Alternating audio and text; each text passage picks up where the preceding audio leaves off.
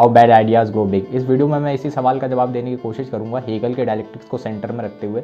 मैं इस वीडियो में हेगल के डायलेक्टिक्स को पूरी तरीके से एक्सप्लेन नहीं करने वाला हूं कि उनका डायलेक्टिकल मेथड प्रोसेस है क्या। अगर आपको हेगल के डायलेक्टिक्स के बारे में ज़्यादा जानना है तो फिर मैं डिस्क्रिप्शन में एक वीडियो की लिंक दे दूंगा डॉक्टर ए के वर्मा के द्वारा, आपको देख लें। उसमें उन्होंने काफ़ी अच्छे से समझाया कि आखिर हेगल का डायलेक्टिक्स है क्या।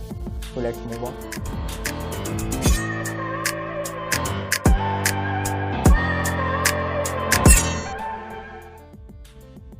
What is dialectics. डायलेक्टिक्स एक टर्म है जो यूज़ किया जाता है डिस्क्राइब करने के लिए एक मेथड ऑफ फिलोसॉफिकल आर्ग्यूमेंट जो इन्वॉल्व करता है some sort of contradictory process. Hegelian dialectics के अनुसार हिस्ट्री आगे बढ़ती है 3 स्टेप्स के साथ।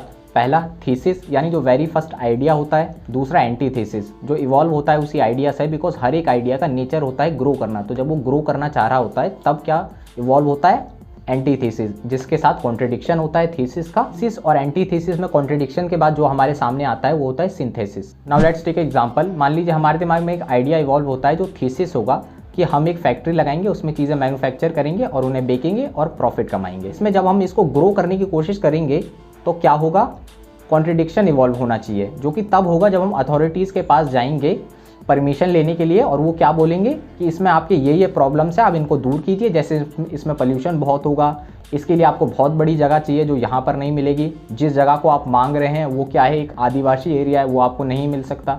इस तरीके के कॉन्ट्रडिक्शंस इवॉल्व होंगे, जिससे जब ये टकराएगा थीसिस और जो कॉन्ट्रडिक्शन इवॉल्व हो रहे हैं एंटीथीसिस, जिसके बाद जो फैक्ट्री एक मटेरियलिस्टिक रूप लेगी वो होगी सिंथेसिस। एग्जाम्पल से आप थोड़ा सा समझ गए होंगे कि आखिर डायलेक्टिक्स है क्या। एक्चुअली मैं भी बिलीव करता हूँ हेगल के डायलेक्टिक्स में, और ये मानता हूँ कि चीज़ें एक कॉन्ट्रडिक्टरी प्रोसेस में आगे बढ़ती हैं, यानी कि कॉन्ट्रडिक्टरी प्रोसेस में ग्रोथ होती है। लेकिन यहीं पर मेरा मानना ये भी है कि जो कॉन्ट्रडिक्टरी प्रोसेस है उस कॉन्ट्रडिक्शन को स्किप करना भी बहुत आसान है आज के टाइम में। ये क्यों है ये आपको पता चलेगा आगे। Point number 1, we humans always seek for self interest. हमारे जितने भी डिसीजन होते हैं उसमें हमेशा हम पहले ये देखते हैं कि हमारा कितना भला हो सकता है, उसके बाद हम सोचते हैं सोसाइटी के बारे में। पॉइंट नंबर 2, मोस्ट लाइकली जो थीसिस होता है वो बहुत अच्छा आइडिया नहीं होता है, बिकॉज जो वेरी फर्स्ट आइडिया होता है उसको ज़रूरत होती है कॉन्ट्रडिक्शन की प्योरीफाई होने के लिए। पॉइंट नंबर 3, इस दुनिया में 4 सबसे महत्वपूर्ण मैनिफेस्टेशंस हैं। सबसे पहले हम इंडिविजुअल यानी कि व्यक्ति, दूसरे नंबर पे आती है फैमिली, तीसरे नंबर पे आती है सोसाइटी और चौथे नंबर पे आता है स्टेट। स्टेट यानी कि राज्य, सरकार। ये बात आप बहुत ध्यान से सुनिएगा। आइडियली ये जो भी मैनिफेस्टेशंस हैं इनके द्वारा आने वाला थीसिस हमेशा प्रायोरिटाइज करना चाहिए उस एंटिटी को जिसके प्रति ये रिस्पॉन्सिबल है। जैसे इंडिविजुअल, मैंने आपको पहले ही बताया कि इंडिविजुअल हमेशा सीख करेगा अपना सेल्फ इंटरेस्ट। सेकंड नंबर पर आइडियली फैमिली को सीख करना चाहिए उसके जो मेंबर्स हैं उनका इंटरेस्ट।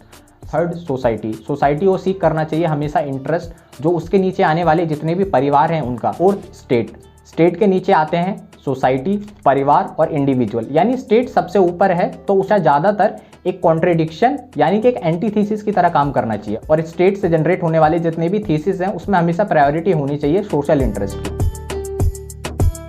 पॉइंट नंबर 4, रियलिटी में ये जितने भी मैनिफेस्टेशंस है ये एक्चुअली मैनेज किए जाते हैं कुछ इंडिविजुअल्स के द्वारा ही। और जैसा मैंने आपको बताया इंडिविजुअल अपने सेल्फ इंटरेस्ट को प्रायोरिटाइज करेगा ही। यहाँ पर आप उस एग्जाम्पल को दोबारा से लीजिए जो मैंने आपको बताया था।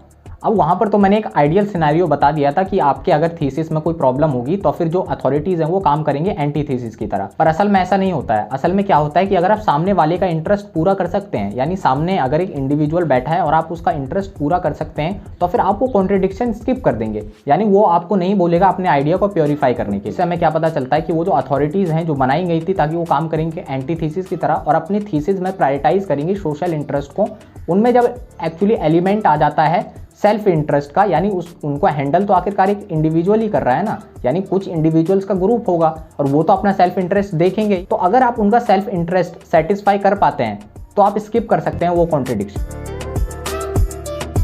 पॉइंट नंबर 5, कॉन्ट्रडिक्शन स्किप करने से क्या होगा। कॉन्ट्रडिक्शन स्किप करने से आपको अपने आइडिया को प्योरीफाई करने की ज़रूरत नहीं है, यानी कि जैसा आपका थीसिस था और बिकॉज ऑफ मैंने बता दिया अगर वो एक इंडिविजुअल से आ रहा है तो उसमें प्रायोरिटाइज क्या होगा, इंडिविजुअल का बेनिफिट, यानी कि वो ज़्यादा से ज़्यादा चाहेगा कि मेरा बेनिफिट हो, सोसाइटी के बारे में नहीं सोचेगा वो इतना।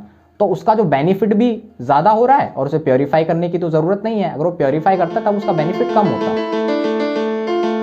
पॉइंट नंबर 6 और सबसे इंपॉर्टेंट बात, दुनिया में हमेशा एग्जिस्ट करेंगे कुछ एक्सेप्शनल लोग जो अपने सेल्फ इंटरेस्ट को नहीं सोशल इंटरेस्ट को आगे रखेंगे और वही असल में काम करते हैं कॉन्ट्रडिक्शन की तरह। आप कभी भी देख लें, जितने भी रेवोल्यूशन हुए हों, चाहे जितना भी बदलाव हुआ हो, ज़्यादातर शुरू हुआ एक इंडिविजुअल से, एक इंडिविजुअल जिसने प्रायोरिटाइज किया है सोशल इंटरेस्ट को। ऐसा होता आया है थ्रू आउट द हिस्ट्री और मुझे बिलीव है कि ऐसा होता रहेगा। बिकॉज ऐसे लोग एक एक्सेप्शन है, तो वो एक जनरल रियलिटी नहीं है, लेकिन वो रियलिटी है। आई होप कि आपको मेरे थॉट्स अच्छे लगे होंगे। यहाँ पर मैं कुछ इंपॉर्टेंट बातें बताना चाहूँगा। मैं यहाँ पर हेगल के डायलेक्टिक्स को एग्जामिन, क्रिटिसाइज ऐसा कुछ भी नहीं कर रहा हूँ। मेरी जितनी उम्र है उतने टाइम तक तो लोग फिलोसफी पढ़ते हैं, उसके बाद जाकर के सोचते हैं कि हम हेगल के डायलेक्टिक्स को क्रिटिसाइज या एग्जामिन कर सकते हैं। ये केवल मेरे थॉट हैं, तो इनको केवल एक थॉट की तरह देखें, सोचें इसके बारे में थोड़ा, बस। इसमें आपको फ्लॉज मिल जाएंगे बहुत सारे, मुझे पक्का बिलीव है बहुत सारे मिल जाएंगे आपको। प्लीज़ अगर कुछ फ्लॉज मिलते हैं तो प्लीज़ कमेंट में लिखें।